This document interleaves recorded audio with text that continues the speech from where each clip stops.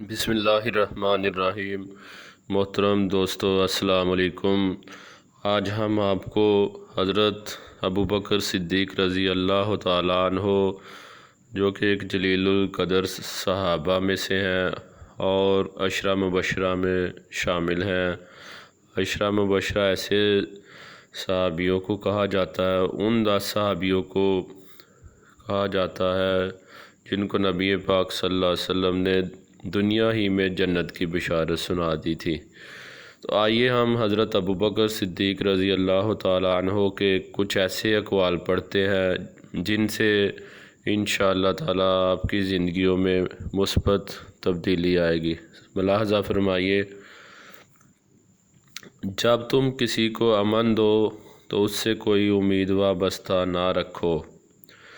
جس پر نصیحت اثر نہ کرے وہ جان لے کہ اس کا دل ایمان سے خالی ہے۔ دیکھو، غرور تمہارے دل میں بالکل نہ آنے پائے، ورنہ جو کچھ کیا ہے وہ سب خاک میں مل جائے گا اور اللہ تمہاری مدد سے ہاتھ اٹھا لے گا۔ تمہاری نیتیں اور سیرتیں پاک و صاف ہونی چاہیے، کیونکہ خدا انہی انسانوں کو پسند کرتا ہے جو پرہیزگاری کے راستے پر چلتے ہیں۔ اس بات کا احساس رکھنا کہ تمہارے ہر کام کو اللہ دیکھ رہا ہے۔ انسان کو چاہیے کہ وہ مرے ہوئے لوگوں سے عبرت حاصل کرے۔ میں ایسے گھر والوں کو پسند نہیں کرتا جو کئی دنوں کا رزق ایک ہی دن میں خرچ کر ڈالیں۔ جس شخص نے لالچ، غصہ اور نفس کی پیروی سے خود کو بچا لیا، اس نے چھٹکارا حاصل کر لیا۔ اگر کوئی مشورہ طلب کرے تو مخلصانہ اور سچا مشورہ دو۔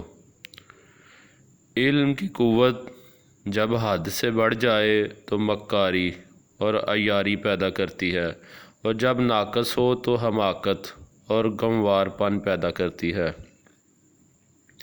ہمیشہ اپنے مشیروں سے سچی بات کہنا تاکہ صحیح مشورہ مل سکے۔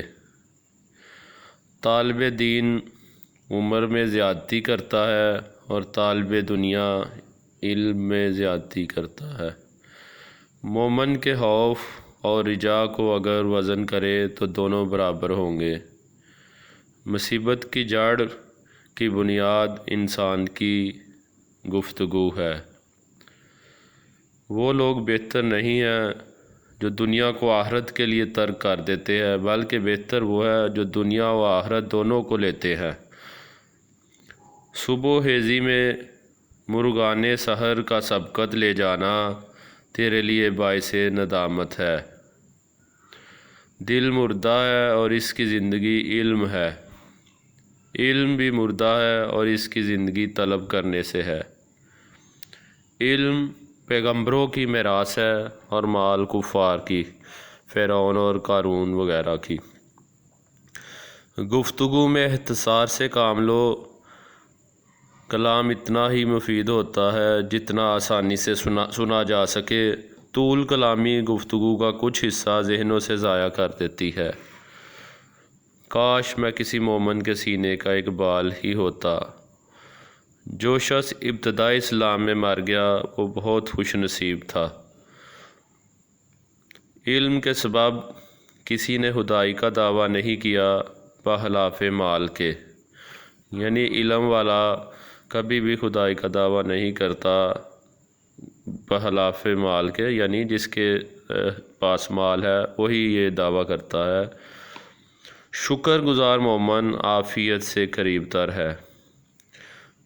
زبان کو شکوہ سے روک، خوشی کی زندگی عطا ہوگی۔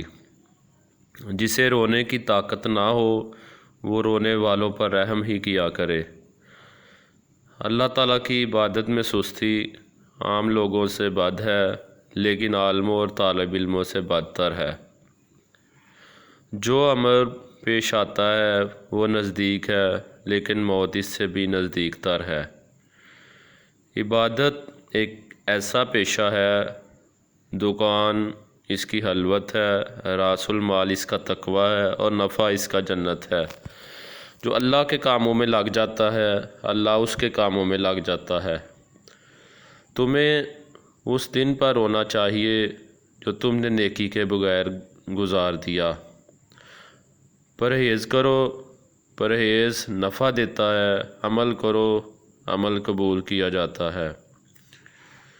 مجھے نئے کپڑوں میں دفن نہ کیا جائے، نئے کپڑوں کے زیادہ مستحق وہ ہیں جو زندہ اور برہنہ ہیں۔ گناہ سے توبہ کرنا واجب ہے۔